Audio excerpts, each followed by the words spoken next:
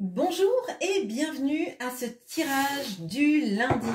On va aller regarder quelle va être la problématique aujourd'hui, de quoi va nous parler le tirage avec l'oracle Lumière d'Antoinette Charbonnel, avec l'oracle des murmures de Lubiloun et de Ash Colored, et avec le tarot des chouettes et des hiboux de Pamela Chen et Elisabeth Alba. De quoi va nous parler la guidance aujourd'hui? De renouveau, d'aventure, de nouveau départ, la jeune pousse, avec le numéro 22. Alors, vous voyez, c'est une sorte de bonsaï. Et alors, pour moi, il y a une sorte d'étape, un peu comme dans les jeux vidéo, les jeux de plateforme, où on doit monter sur les différentes plateformes pour arriver en haut. Là, pour moi, il y a un renouveau donc, qui arrive vers vous. Alors, comment vous commencez cette nouvelle aventure de votre vie, hein? Comment ça se passe? Pour devenir un arbre aussi grand, on a le magicien. Alors effectivement, comment ça se passe? En ayant pleinement confiance et conscience de toutes vos potentialités, de toutes les armes dont vous disposez pour commencer votre aventure. Vous voyez, là, on a le magicien. Le magicien, il se prépare à partir en quête avec les deniers, les coupes, les bâtons et les épées. Ça veut dire qu'il a le mental, il a la volonté d'agir, il a les sentiments, ce qui vibre à l'intérieur, tout ce qui est de la sphère émotionnelle, et il a les deniers. Donc, il peut s'acheter, par exemple, du matériel. Alors, quand je dis il peut s'acheter du matériel, c'est plutôt la notion de l'impulsion d'avoir, par exemple, un retour sur investissement, d'avoir quelque chose qui nous pousse à avancer. Alors, c'est pas forcément une quête matérielle et dans les projets de travail. Ça peut être dans votre sphère amoureuse, dans votre renouveau, on va regarder dans quoi? Dans des activités que vous voulez mettre en place aussi. Par exemple, si vous êtes retraité, on ne va pas parler de votre sphère professionnelle. Il est évident que ça va plutôt parler de projets que vous pouvez avoir, vous, d'activités que vous avez envie de mettre en place, ou de choses que vous avez envie d'apprendre, parce qu'on apprend toute la vie, hein, donc pourquoi pas. Alors, ce nouveau départ, il concerne principalement quelle sphère? Ben, un peu toutes. Et notamment, on a l'empereur, on a la notion de prendre sa place, de savoir qu'on est le propre maître de son royaume. Là, vous avez quand même deux arcanes majeures, donc il y a quelque chose de fort. C'est un nouveau départ, mais vous êtes déjà en vous, l'empereur et le magicien. C'est-à-dire qu'en fait, la quête, elle est déjà initiée dans votre tête. Vous savez qu'il y a quelque chose à mettre en place, à commencer, à pérenniser aussi. Avec l'empereur, on a bien sûr le travail, hein, qui va parler très fort, mais on a aussi la forme de s'imposer. Alors ça peut être dans une relation amoureuse, ça peut être dans le travail, ça peut être dans toutes les sphères, pardon, de votre vie, même le relationnel. Par exemple, le relationnel avec... je ne sais pas moi, des amis, la famille, arrêtez peut-être d'être la personne qui est toujours à l'écoute sans qu'on prenne de vos nouvelles. Vous pouvez aussi être quelqu'un qui s'impose un peu plus, hein. Là, on peut avoir de ça. Il y a un changement peut-être d'attitude à avoir. Moi, c'est ce que je ressens en existant plus. Alors, vous existez certes, mais en le faisant valoir, je dirais. Alors,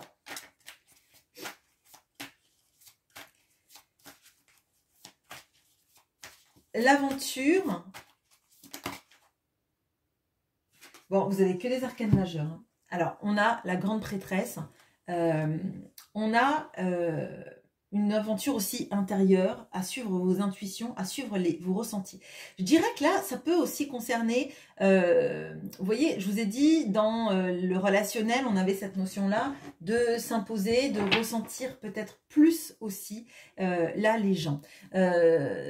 alors ça ne veut pas dire que vous devez couper des ponts avec des gens, mais arrêtez peut-être de donner beaucoup à des personnes qui ne vous priorisent jamais, se priorisent tout le temps. Alors là, vous, on vous demande de vous prioriser, mais peut-être que ces personnes, ça serait peut-être bien qu'elles aient aussi une sorte de... alors pas d'inquiétude sur vous, mais je dirais de se poser la question de vous, comment vous vivez certaines choses de votre vie, comment vous gérez vous dans votre vie professionnelle si c'est le cas, amoureuse si c'est le cas, même relationnelle. Si vous avez par exemple vous des soucis avec vos enfants, etc., ou avec vos proches, vos parents, etc., etc., peut-être que c'est intéressant de voir en fait qui a de l'empathie. Pardon. Excusez-moi, grosse quinte de tout. Ok. Qui a de l'empathie pour vous? Alors, là, il peut y avoir aussi une notion de vous ne parlez pas de ce qui ne va pas. Pourtant, ça transparaît et personne ne va aller chercher ce qui ne va pas chez vous. Et là, à un moment donné, on vous dit de vous recentrer sur vous, sur justement le fait de peut-être discerner un peu qui sont les gens qui sont là parce qu'ils ont besoin de parler et qui sont les gens qui sont là parce qu'ils vous aiment vraiment et qui s'inquiètent pour vous. Ok, bon. Là, beaucoup d'arcades majeures, il y a quand même une sorte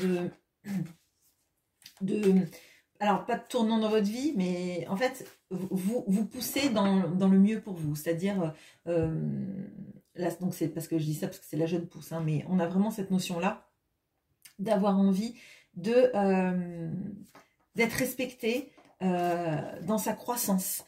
Quelque chose qui peut vous parler, là, donc c'est le chiffre 22, on a l'empereur c'est le chiffre 4, donc c'est 2 plus 2. La grande prêtresse, c'est encore le 2. Donc il y a peut-être quelque chose aussi sur justement une sorte de réciprocité et d'équité. Hein. Si c'est dans une histoire amoureuse, par exemple, vraiment d'imposer aussi qui vous êtes. Hein, et de ressentir toutes les choses qui vous paraissent être un peu comme des bugs dans la matrice.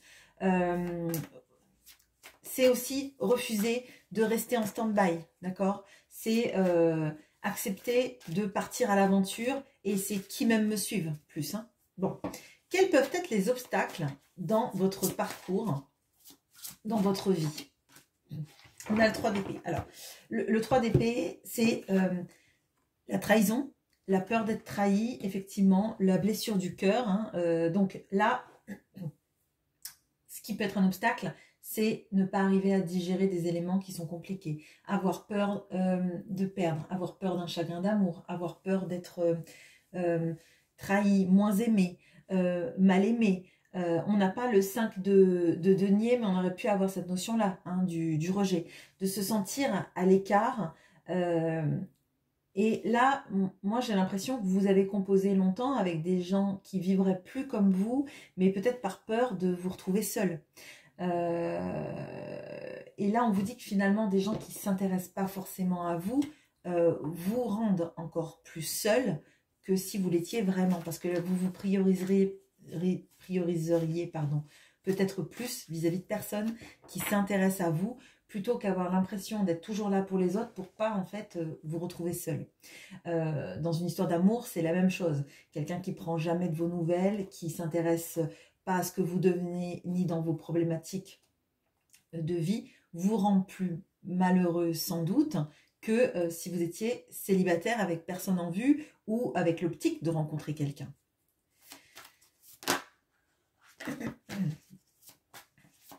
Alors, votre renouveau, il va s'exprimer comment dans votre vie? La tempérance. Ah, je vous dis, à part cet obstacle, qui est un gros obstacle, hein, même si c'est un arcane mineur, on a cet obstacle hein, de se sentir, avec le cœur blessé. Hein, et puis, c'est pas n'importe quelle blessure du cœur, le 3 d'épée. Hein, c'est celle qui peut rester même parfois... on a l'impression qu'une blessure de cœur, ça peut rester à vie, hein, comme une douleur qu'on n'arrive pas à surmonter. Donc, c'est pas n'importe quoi.